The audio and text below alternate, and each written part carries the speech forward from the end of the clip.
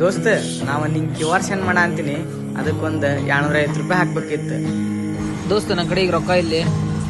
ಹೌದಾ ದೋಸ್ತ, ಆಯ್ತಾಳೆ, ಏನೂ ಪರವಾಗಿಲ್ಲ. ದೋಸ್ತ, ಒಂದು ಕೇಳ್ತೀನಿ, ನಂದು ಫೋನ್ಪೇನೂ ವರ್ಕ್ ಆಗವಲ್ದು, ಮತ್ತು ಇಲ್ಲಿ ಆ ಕಿರಾಣಿನೂ ತೊಗೊಂಡ್ಬಿಟ್ಟಿದ್ದೀನಿ ಮನೆಗೆ.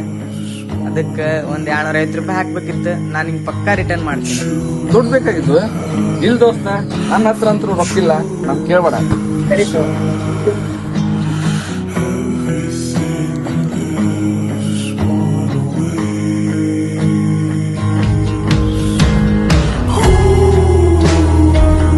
ಗಾಡಿ ಪೆಟ್ರೋಲ್ ಖಾಲಿ ಆಗಿತ್ತು, 100 ರೂಪಾಯಿ ಇದ್ರೆ ಹಾಕ್ಲಿ ಪೆಟ್ರೋಲಿಗೆ.